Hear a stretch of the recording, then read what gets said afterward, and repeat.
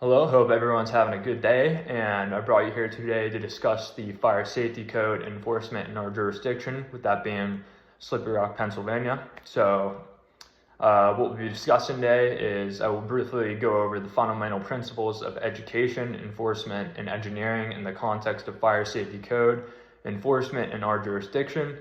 We'll cover how codes are enforced and their applications to new and existing occupancies, organizations that determine fire-resistant building materials, testing methods for fire ratings, and the importance of these measures in inspections and code enforcement. Additionally, we'll identify characteristics of unsafe structures and discuss how plans, review, and structural control can enhance the safety process.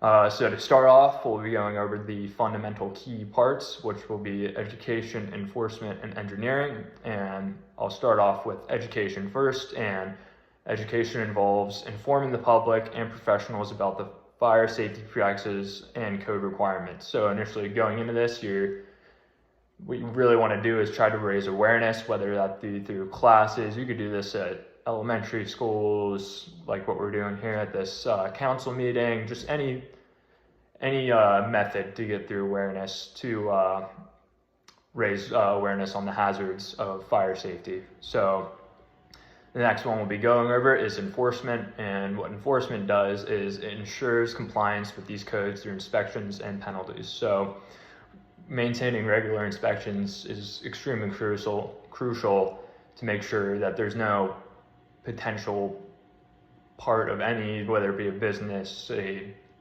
house, your own fire department, or even outside, that there's no potential things to start fires and hazards. So, and also enforcing penalties. So make sure to go in, and if someone's doing something wrong or doing something that poses risk for a fire to start, make sure we're penalizing that and making sure they don't do it again, because if it doesn't go through, then they're just going to keep doing it.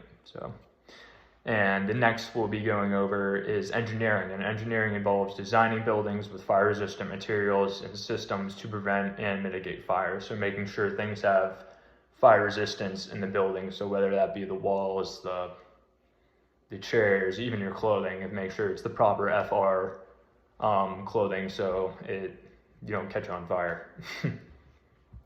The next thing we'll be going into is enforcement of codes, and in Slippery Rock, PA, fire codes are enforced by the local fire department and building inspection services. These agencies conduct regular inspections, issue permits, and ensure compliance through penalties for violations. And they also provide guidance for correcting deficiencies by maintaining their safety standards.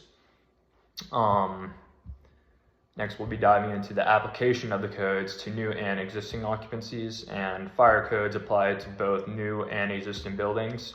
And for new construction, plans must be reviewed and approved before any work begins, and ensuring compliance with current standards. And existing buildings are regularly inspected, and any updates or renovations must meet current fire safety requirements. This continuous oversight ensures that both new and old structures remain safe.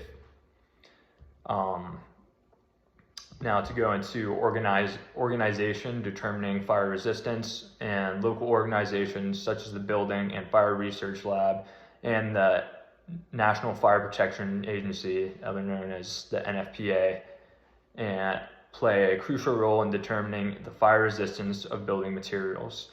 These organizations develop standards and conduct research to ensure materials meet safety requirements. So NFPA is a similar agency. If I'm a safety guy for construction, so a similar body to OSHA, if they're more familiar to you. Next, we go into tests for fire ratings and various tests for fire ratings of building components and materials. Common tests include the ASTM E119, which essentially assesses the fire resistance of building materials, and then we have the NFPA 251, which evaluates fire endurance.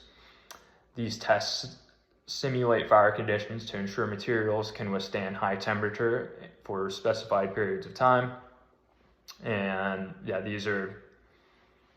goes back into engineering. So you always want to make sure you're using these materials in whether your construction, your building materials, and your clothing, stuff like that.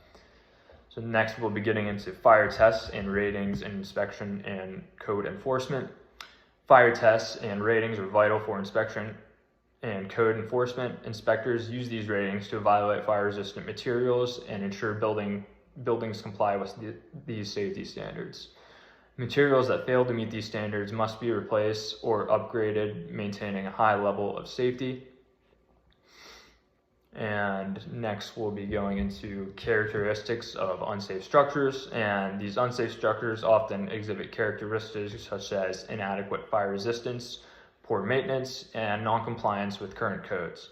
These buildings pose significant risks, including rapid fire spread and structural collapse, and also include regular inspections to help code enforcement and identify sorry, getting jumbled up with my words here. And regular inspections and code enforcement help identify and address these issues. Next, we'll be moving on to building construction types and the hazards that are associated with them. So in our area, buildings are constructed with lightweight materials and pose the biggest hazard for potential conflagration and fire spread. These materials can fall quickly under the fire conditions and lead to rapid fire progression and collapse. Ensuring these buildings meet fire safety standards is crucial for public safety. So making sure that we're not using these lighter materials, because when that building catches on fire, it's going to collapse, and if we have people in there or whoever, the chances of getting them out become much more slim. Next, we'll be going into plans review and structural control for safety improvement. Plans review and structural control are essential for improving the safety of unsafe structures. By thoroughly reviewing building plans, inspectors can ensure compliance with fire safety codes before construction begins. Structural control involves regular maintenance and upgrades to existing buildings, ensuring they remain safe over time. So that's pretty much all I have for you today. So in conclusion, education, enforcement, and engineering are an extremely vital role for maintaining safety in Slippery Rock, Pennsylvania's jurisdiction. And by enforcing these codes and applying them to new and existing occupancies, utilizing fire-resistant materials, and conducting thorough inspections, we can mitigate the fire risks and protect Slippery Rock, PA even more. So I want to thank you all for your attention and stopping by, and I hope you have a good night. Thanks.